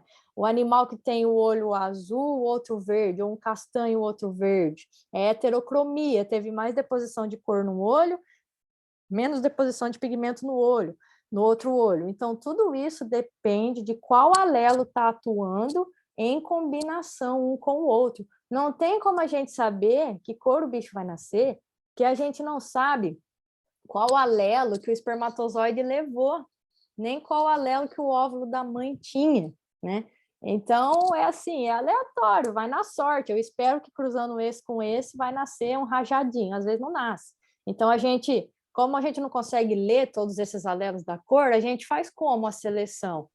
Pelo olho, vai excluindo. Ah, esse cruzamento não deu a cor que eu queria. Eu não vou mais cruzar com esse, eu vou tentar com outro animal, até eu chegar na hora que todos os filhotes vão nascer com a cor que eu queria lá. Por quê? Aí eu sei que o pai e a mãe só tem aquele alelo que eu queria. Aí eu cruzo só eles, os filhotes vão nascer todos iguais. Só que isso aí leva tempo. Tem que esperar o animal nascer, ver que cor ele vai ficar e ir descartando os pais que produziram filhotes da cor que eu não queria. Mais ou menos assim que a gente tem que trabalhar com coloração em cavalo, em ave, em cães, porque é muito variado, gente. Não tem como saber que cor vai nascer o bicho, não. O Hugo perguntou, animais com olhos azuis ou esverdeados têm mais propensão a problemas de visão ou depende da raça? Sim, animais com olhos mais claros têm alguns problemas de visão, sim. Não que eles vão ter, mas eles são predispostos a terem uma cegueira mais cedo na vida, assim, devido à deposição de melanina, né, na íris. Então, isso daí é genético também e está ligado com a embriologia, o quanto de pigmento deposita no olho dele. A Daniele perguntou, minha pitbull é marrom e branco e cruzou com um pitbull totalmente preto e os filhotes nasceram marrom. É só uma branca e preta, por quê? É a mesma coisa que eu falei, porque não dá para saber qual gene vai estar atuando em qual animal. Então, no seu animal que era totalmente preto, ele só tinha o Bzão atuando, então só depositou a cor preta. Então, por exemplo, o labrador preto, ele pode ter filho amarelo? Pode, se ele tiver o Ezinho atuando, que vai cancelar o preto e o animal vai ficar amarelo. Então, depende muito, gente, de qual alelo vai estar atuando aí no animal. E tem a ver com a raça, sim. Alguns alelos atuam em algumas raças específicas. Então, tem cor de cachorro que a gente não vê em outra raça. É específico daquela raça, porque está no DNA dele, tá? A Paula perguntou, o pigmento responsável pela coloração tem a ver com a quantidade de hemoglobina? Não, hemoglobina não. Melanócito. Melanócito, que produz o pigmento e deposita o pigmento. Não tem nada a ver com hemoglobina. Hemoglobina é do sangue, tá bom? E a Ana Vitória perguntou, ela tem um dálmata misturada com SRD. A probabilidade de ter problema de surdez não tem como calcular. Assim. Não tem como calcular, tem que ver o dálmata misturado com SDD, mas quanto de branco ele tem, esse animal que nasceu? É a proporção do branco no corpo que faz com que ele tenha mais chance ou menos de ser surdo, entendeu? Não é a raça dálmata, é o quanto de branco o animal tem na pelagem dele. Agora, calcular a probabilidade, aí não tem como não. Por enquanto, foram essas as perguntas. Muito obrigada pela palestra. Aqui eu acho que tem Mais um. Ah, não. Tem. Tem. Aquele cachorro grande que a pelagem da face é pesada, caída, nós conseguimos ver o vermelho do olho? Isso faz mal para o animal? Vermelho do olho, da cor do olho ou da mucosa dentro do olho? Eu não sei o que você está falando, não. Um animal que tem a cara caída de tanta pele. Tem algumas raças, gente, que vão ter mais problemas de olho por causa da morfologia deles mesmo, né? Igual aquele que tem um monte de dobrinha no pescoço lá. Ele tem mais chance, então a mucosa fica visível. Ele pode ter mais problemas, sim. Alguns dá até reversão da pálpebra, chama olho de cereja, a pálpebra fica para fora, um negócio todo vermelho assim. Tem que fazer cirurgia, operar. Então depende da morfologia do cão, sim, depende da raça. Então, por exemplo, o bulldog francês tem a síndrome braquicefálica, porque eles achataram tanto o focinho do cão, deformou todas as conchas nasais, ele tem problema de respiração. Então, isso, ao longo dos anos, foi sendo modificado. Então, a gente, como profissional, veterinário, zootecnista, melhorista, a gente tem que alertar contra essas coisas e tomar cuidado no tipo de seleção que a gente faz para não causar problema respiratório, problema de articulação, problema de visão, né? Alterando tanto assim o padrão racial dos animais. A Nicole perguntou: minha cachorra é cor champanhe, mas tem umas partes brancas. Seria considerada branca? Teria alguma possibilidade de surdez? É difícil saber a probabilidade dela ser surda, gente. Assim, quando o cão tem muito branco, ele tem chance de ter, mas nem quer dizer que ele vai ser. Pode ser que ele ouça totalmente normal, não precisa ficar assustados com isso, tá? É só uma probabilidade de ter. E mancha branca também não é pelagem totalmente branca. Muitos cães têm grande parte do corpo branco e não são surdos, né? Agora, o animal que é inteiramente branco, inteiramente, com algumas bolinhas assim, só de outra cor, a chance de ser surdo é maior, mas também não quer dizer que ele vai ser com certeza, tá bom? Bom, Mariellen, Bom, essas as perguntas.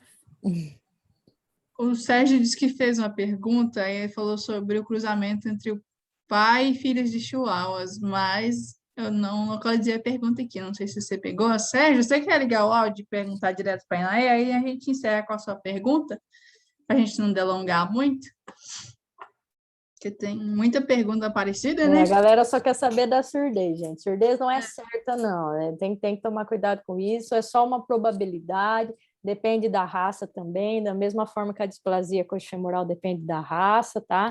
Negócio genético, assim, é muito mais complexo do que vocês imaginam. Tem que ter muitos estudos na área para dar uma porcentagem, uma certeza para vocês. Não tem como só olhar o animal e falar é surdo, tá? Não tem como. Então, posso fazer a pergunta? Pode fazer. Aí, certo. Então, eu sou criador da raça de Chihuahuas, né? É um cão muito rústico e que, ao meu ver, estudando a raça, ele tem pouco problema genético. Aí, o que acontece? Eu estou com uma ninhada e tenho duas fêmeas e uma parece muito com o pai. E eu estava pensando em fazer um cruzamento com ela, mas, segundo eu sei, tem que pedir autorização da CBKC, né? Mas eu queria saber a opinião de vocês. Se esse cruzamento de breeding, né? Se é ideal nessa raça. Ou não vale a pena fazer por causa do choque genético e dar problemas deletérios, problemas genéticos, né? É um risco que se corre. Você pode fazer, tem alguns criadouros que fazem sim, né? A gente sabe disso daí por trás.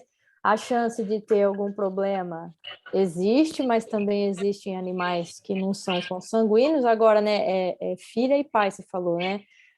O coeficiente de parentesco é muito alto aí. Então você tem uma chance maior de desenvolver alguma coisa. Agora, como você disse, como a raça, ela não tem tanto problema genético ligado a ela, eu particularmente não sei de te afirmar isso, porque eu não conheço, não sou especialista na raça, né? Eu te recomendaria a buscar informações com o profissional da área, alguém que já trabalha com chihuahua, alguém que já trabalha com cruzamento, que já fez esse tipo de acasalamento pai e filho aí, várias Conversar com o vezes, criador né? mesmo, né? Porque uma vez só não diz nada, né? É a mesma coisa da surdez. Então, a gente precisa ter uma probabilidade alta de acasalamentos aí para... Agora, sim, se você decidir fazer, você faz e para, entendeu? Você não continua acasalando parentes. Então, você cruzou... Sim, mas só uma. Só uma. Então, você não pega mais essa linhagem aí dos que nascerem, você não pega mais a linhagem, não. Porque aí você vai Isso. aumentando o parentesco de A dar algum probabilidade problema, aumenta cada vez mais. aumenta Isso. também. Então, eu recomendaria você buscar algum profissional aí para tirar suas dúvidas. Tá, joia. Eu agradeço Beleza? aí, tá Eu que bom? agradeço. Então, bora lá para a hora que tá todo mundo perguntando, cadê? Que hora que eu sorteio, que hora que é a lista de presença. Galera já cansou. Já. É porque muita gente acaba entrando depois dos avisos, né? Aí, por mais que apareça ali no chat, sempre tem um que tem o denominador, né?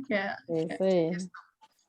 Bom, pessoal, fiquei muito feliz com as perguntas de vocês. Acho que foram perguntas a nível de conhecimento aí que a Inaê conseguiu responder. Se ficou alguma pergunta assim mais elaborada, acho que vocês têm liberdade de mandar lá no direct do Inaê Claro, Edu, pode mandar sim. que aí a Inaê, conforme o tempo vai respondendo vocês, que ela também dá aula a semana inteira. É bem difícil conseguir vaga na agenda das meninas, tanto da Lina quanto da Linaê. E nós tivemos, até o horário que eu colhi os nomes, 652 nomes. Como que vai funcionar o sorteio, pessoal? O patrocínio está vindo do Linaê, é um Pix no valor de R$100. A pessoa que for sorteada, eu vou colocar um cronômetro aqui de 30 segundos, a pessoa tem que estar aqui ao vivo com a gente, ela tem que se manifestar, falar, estou aqui, ganhei, sou eu. Primeiro, se manifesta aí no chat para a gente poder dar você como ganhador e depois eu pego os dados bancários para fazer a transferência, tá? Que mais? Depois do sorteio, eu vou liberar a palavra-chave e a lista de presença e fazer as considerações finais aí para o nosso sorteio, para o nosso evento. Quem quer ganhar aí, fala eu quero aí no bate-papo, eu quero ver vocês. Olha! Eita, nós, hein? Se vocês liberar um Pix aí, pô, passando daqui um mês, né? Olha Tem que ter só. uns 200 Pix, poxa, muita gente. Jesus, deu mais de 99. Acho que eu entendi o que você está querendo ganhar. Tá. Vou mostrar aqui para vocês a minha planilha. Ó, 652 nomes aqui. Pode ser que tenha algum nome repetido que eu não tive tempo de separar, mas acho que não teve, por conta do negócio do e-mail. Ó, beleza? Então, tá aqui os nomes. Tá aqui o sorteador, deixa eu só conferir. Quantos mesmo? 652. Então, um número entre 1 e 652. Depois que eu falar quem é, a pessoa tem 30 segundos. Deixa eu botar aqui. Já no ponto, um segundinho, acho que é o suficiente. Segundo. Vamos lá, com os dedos aí para dar certo. Se eu ganhar, eu divido com vocês. Não sei quanto vai dar. R$100 dividido por 244, 42, 43. Vai dar certo. Vamos lá. Número 302. Deixa eu ver quem será o 302.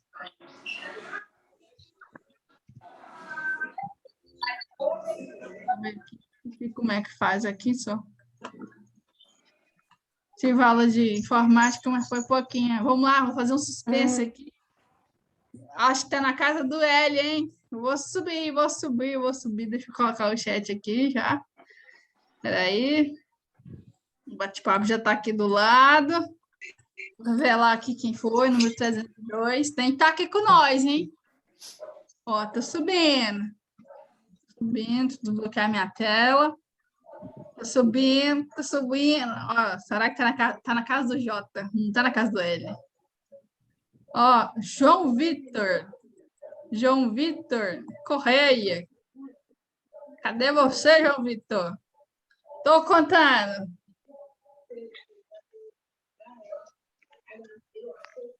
Tem que clicar no bate-papo aí, João Vitor, falar que você está presente. O tempo está passando.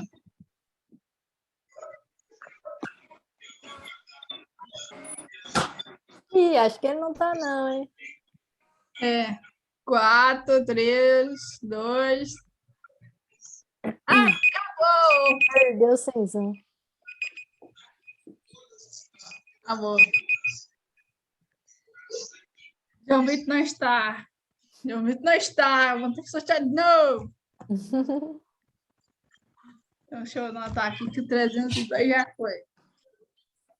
Gente, não tem 400 pessoas na palestra porque eles não entram, mas 600 se inscreveram, só entraram 240, entendeu? Eles assistem online depois, mas não tem como a Rafa separar só os 200 para fazer o sorteio, né? Lá é a planilha que o programa gera quando eles se inscrevem. Aí eu teria que esperar vocês assinarem esse de presença. Pode ser vazada, dá problema. Ó, vamos na raça. Vai dar certo. Suspense 584. Vamos lá ver quem que é. Aqui. O João entrou depois de não valer mais. Ei, João, perdeu cenzão. 584. Pra não esquecer. Então, vamos indo. Deixa eu ver aqui. 504. Vamos descendo aqui. Jesus. Vai. Passou meu nome. 584. Stephanie Fernandes, da zootecnia. Tá aí.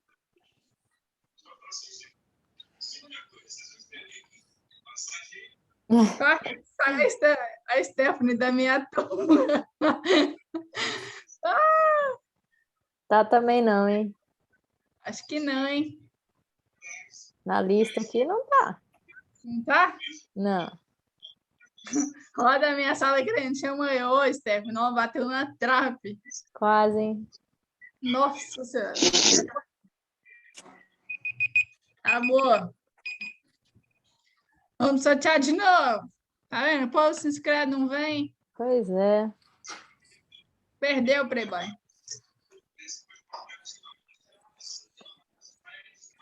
Vamos de novo. Perdeu 302 e 534. Vamos de novo.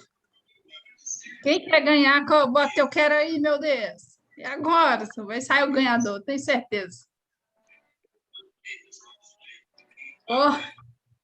Número 1. Olha lá, não acredito. Meu Deus, não é possível. E teve uma pessoa que falou ali, vou esperar os números pequenos, hein? Vamos lá. Número 1. Aqui agora.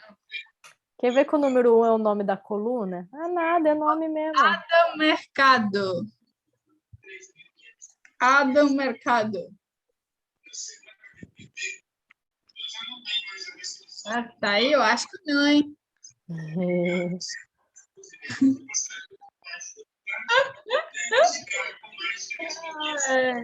Não tá também, né? Ah, não. Vou sortear de novo. Se não tá aqui, nós sorteamos de novo. Vamos lá. Mais um número. Agora vai. Número 1 já foi, meu Deus do céu. Vamos de novo.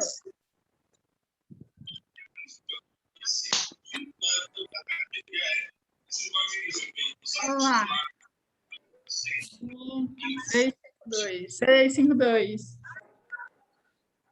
525. Ó.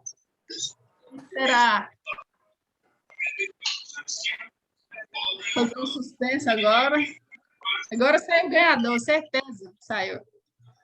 Quem será? 525. Deixa eu anotar aqui, senão eu esqueço. 525. Meu Deus, está na casa do ó. Ai, meu Deus. Meu Deus. Ó, Passou. aqui. Eu acho que é Priscila. de casa, hein? É de casa. Priscila. Tá contando. Priscila Lima da Silva. Cadê você, minha filha? Merielle, pô, quer dizer, olha aí na lista, Merielle, já falar que não tá aí. Ixi, que não tem Priscila aqui não, só tem Patrícia. Meu Deus. O povo não quer. Não quer mesmo. Não tá aí a Priscila, meu Deus do céu. Vamos sortear de novo. Vou botar 20 segundos. Pode estar pedindo 20 segundos, não dá 20 segundos. Esse povo tá sem fé demais, aí 240 negros aqui não sai para ninguém. 10 segundos, né? Você acha o suficiente ou 15? Lógico, se tá aqui já tem que gritar eu, bota 10 aí. 10 segundos, então. Eu botei 10 segundos aqui. Vamos de novo. Meu Deus. 525. Perdeu também. E se cair para mim, eu ganho 100? Ué, Tô na lista, hein? é mesmo? Meu Deus do céu. Se cair no Ó. patrocinador, vai travar a aposta. 52. Não, não vai passar a noite, não, gente. Agora saiu. Colocou 525. Faltou o restante. Quase, Rafael. 52. Vamos lá ver quem que é. Não, é 525 o número passado. 560. Entendi agora. Vamos lá. Ah, não colocou 600? 652. Eita. Pronto. Agora entendi. Mostra a Opa. tela aí, Rafa, que tá aparecendo a planilha. Aqui. Ó, sorteado 484.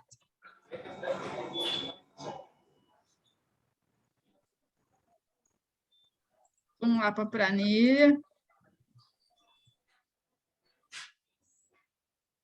Tá perto, hein? Genial. Vamos ver. 484. Monique. Silva Rodrigues. Tá aí. Saiu um ganhador agora. Da veterinária da Bahia. Pronto. Parabéns, Monique. Salvou Parabéns. a pátria. Vai pagar pizza para nós agora. Ai, hoje, se eu tivesse ingresso para os eventos lá do Cangaceiro, eu sorteava para vocês, mas eu já dei os ingressos desse semestre aí para a galera que estava me ajudando a mexer lá no Telegram. Fiquei muito feliz. Parabéns, Monique. Você acabou de ganhar um Pix de R$100. Depois nós entramos em contato com você para passar nos cobre. Muito obrigado ao pessoal que ficou aí até o final. Enviei o link aí, Rafa, no chat para a galera. O link para o desconto do curso. A gente não vai fazer sorteio para o curso, porque a gente vai dar desconto para todo mundo. Assim, tem mais gente que pode aproveitar essa oportunidade aí, né? Ó, o curso de nutrição está aqui, o link com desconto. Depois eu posso mandar por e-mail para vocês o desconto dos outros cursos também. Nós vamos ter mais um encontro com o pessoal da Linae, com a palestra com nutrição de ruminantes, tá? Eu já deixei o link no chat, vou colocar aí de novo. Então, se vocês quiserem participar, quem sabe a gente não traz alguma surpresa aí para vocês também Isso aí. na palestra da Aline, tá? Então, tá aqui o link da palestra dela, tá bom? Vamos lá. Quase encerrando aqui, gente. Calma, gente. A chamada tá aí. O povo tá desesperado da chamada. segurar vocês aqui até 11 horas. Bom, quero agradecer a presença de todos, agradecer mais uma vez a Inaê por ter trago essa palestra incrível. Foi um tema bem legal aí, que eu acho que abordou bastante coisa, me surpreendeu, além do que eu esperava sobre o assunto, né? Acho que ela também superou as expectativas de vocês. Fica aí o convite para a Inaê vir trazer mais temas aí que ela está abordando aí para os alunos aí da Uniara. Seleciona um tema legal aí, Inaê, que a gente às vezes consegue reservar mais uma palestra aí até o inicinho aí de junho, que é onde eu vou, as minhas atividades desse semestre, tá? Então, fica aqui aberto o espaço para você, Inaê, para a Aline, para o pessoal do Inaê Educa. Aproveitem esse desconto aí de 20%, porque faz a diferença aí. Vocês já estão fazendo a diferença no meio dos outros estudantes, que vocês estão buscando conhecimento. Então, aí na segunda-feirona braba, a segunda-feira que o Garfield falou que nem deveria assistir, buscando conhecimento, se atualizando, perderam a vergonha, fizeram pergunta. Hoje vocês divulgaram bastante, gostei que teve mais de 25 menções nos stories. Isso incentiva tanto a mim, que está realizando as palestras, quanto a Inaê a vir mais vezes aí. Tá bom? Que legal. Eu vou passar. Você quer fazer mais alguma consideração, Inaê?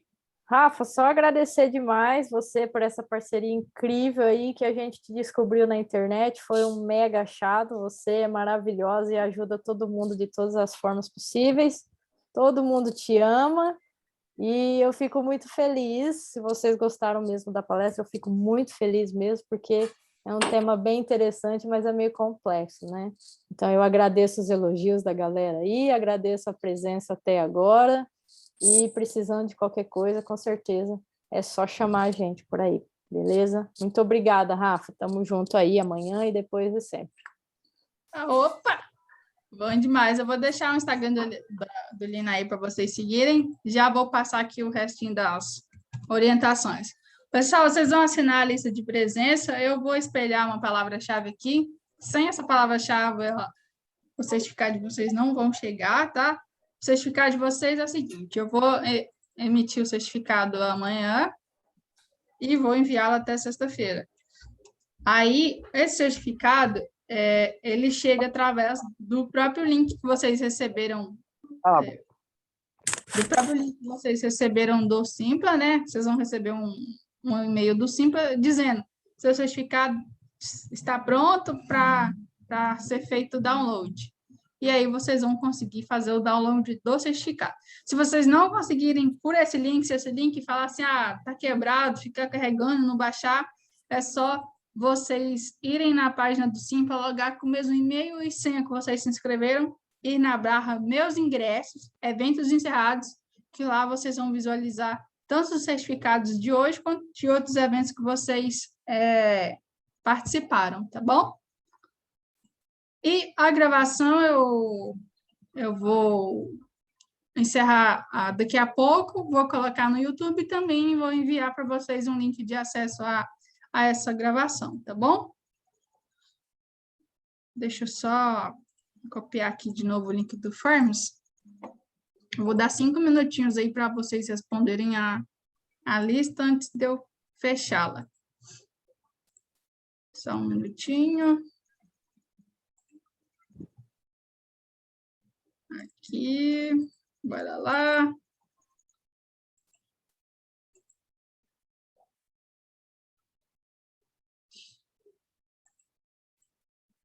Obrigada pela participação de todos. Professora, Pode falar, Ana. eu não estou encontrando a lista de frequência. A senhora disponibilizou ela no chat? Vou colocar agora. Ah, tá bom, obrigada. Deixa eu ver aqui, deixa eu fechar o chat para a lista não sumir. Pronto, aqui, ó. Aqui eu passei, né? Obrigada pela participação de todos. Aqui é a palavra-chave. Vou digitando a frequência aqui.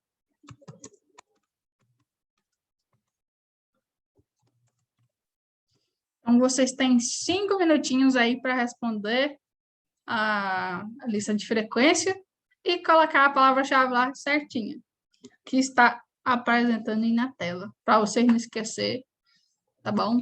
Ô, Rafa, Oi, a sua tela não está aparecendo para mim. Qual é a palavra-chave? Eu também não estou vendo, não. peraí, deixa eu interromper e colocar de novo. Só um instante. Muito obrigada. Tá aparecendo agora, né? Mirielle? Aqui continua sem aparecer. Palavra-chave está na tela. Ó, não sei como que envia print aqui, mas eu posso até printar para você ver. Eu não tô, Você está não no tô celular ou conseguindo no abrir essa computador? tela. Eu estou no computador. No computador era para aparecer. No celular, às vezes, tem que passar para o lado, né? Deixa eu fechar. Eu também não estou vendo palavra-chave. Tem como você falar para a gente? Tá, se não tá aparecendo a palavra-chave ali na Educa. Muito obrigada.